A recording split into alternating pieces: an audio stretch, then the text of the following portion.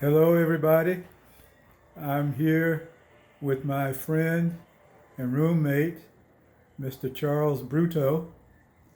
Charles has been was married for 55 years, and I asked him if he would allow me to ask him a few questions for our marriage class. So here we are. I'm going to turn this to landscape. Hope I don't make you dizzy. Okay, so now we can see both of us. Okay, so Charles, Yes, I understand you met your wife when you were 13, or she was 13, and you were 15. Right? that's exactly right. All right. And I had the joy of courting her in the old days when you did court your girlfriend on the handlebars of my bicycle. That's great. Mhm. Great. So you two fell in love, and you were married a couple of years later, right? Yeah, when she was 17 and I was 19.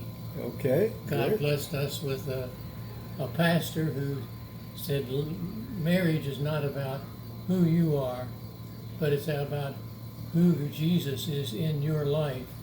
Yes, yes, yes, yes. Yeah. So, in those, that is a great way to get a start, to have it centered on Jesus in your life. Absolutely, yes, it is. Yeah. Have you found that that served you both well over the years? I'd like to say I had a perfect marriage, that everything came together the way God wanted it to be.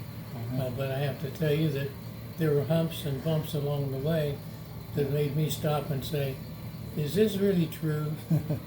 Is Jesus who he says he is? Does he love you to the point where he would lay down his life for you?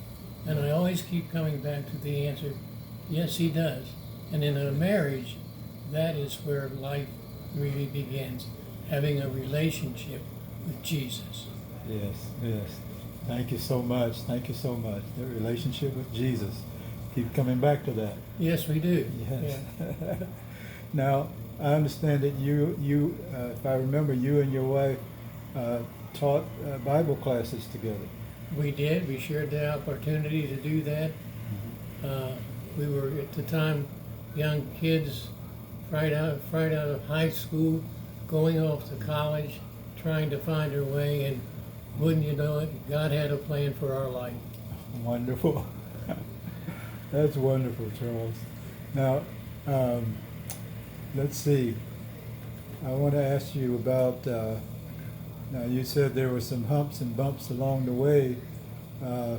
If it's not too personal, tell me about what you think was the worst mistake you made in your years of marriage. Wow, that's let me think on that a minute. I think probably my willingness to really let Jesus have his way with my life. I was raised as a rebellious young teenager with a lot of baggage carrying along the way, and it had been very easy for me to choose the wrong path. But God in his grace and mercy said, no, not that way today, Charles. You follow me, and I will lead you into really life everlasting. Here we are, you and I, as new friends in Yes. Christ Jesus. Yes. Now that would not have happened if it had not been for him. Yes, sir. And I'm delighted to call you my friend today, Yes, sir. because that is a joy that's in my heart. Thank you for just the delight that you bring Yes. in the light of other people. I mean, it's not about you being something special. It's about you just being you and letting God do what he wants to do Yes. in your life. Oh, thank you so much, Charles. Thank you. That feeling's mutual. You have just enlightened me in so many ways, and been a great friend to me too. And our friendship doesn't end in this room. We'll No, continue. it doesn't. Yes, I sir. mean, we certainly have experienced some guy kind of moments in this room together. And so I delight to know that, we can share them, we can laugh about them, but in reality, it really is what Jesus wants Yeah. best for us and best for our families. Yeah. You're in a relationship with your wife that goes on and on. It doesn't stop here. It only stops when God says it's time to move on to something different. Yes. And right now, God is saying, Yes. I have a plan for your life. It's planned for good and not for evil. It's planned for you. You'll prosper and you'll grow and you'll be a dynamic person in the hearts and lives of those people you touch every day. Yes. Thank you again, Charles.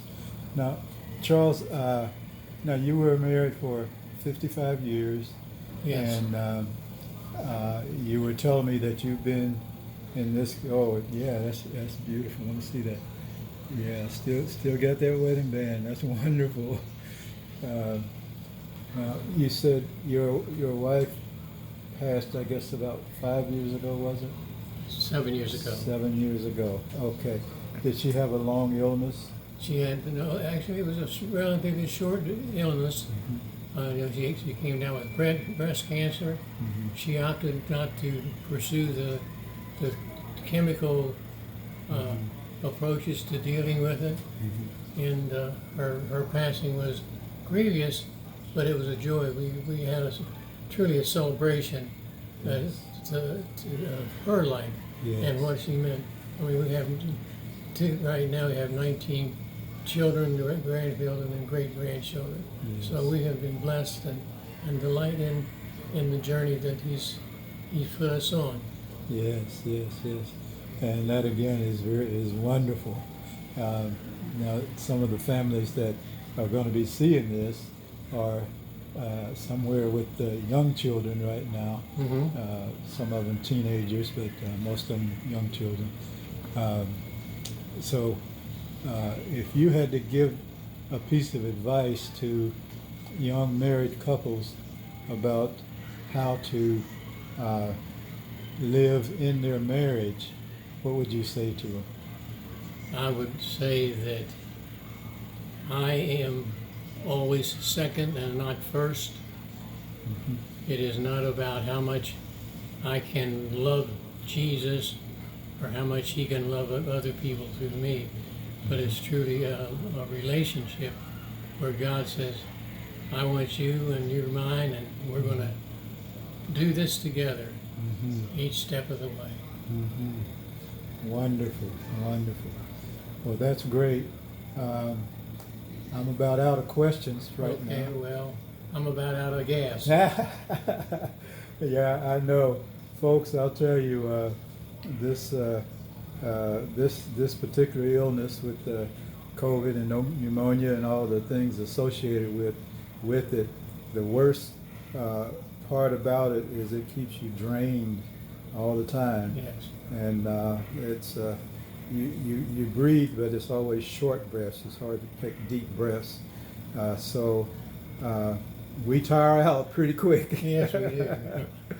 But We do. I want to thank Charles, and for all of you that get to watch this, I hope that it will bring more closeness to your life and in your marriage. Thanks for watching. Bye-bye. Thank you.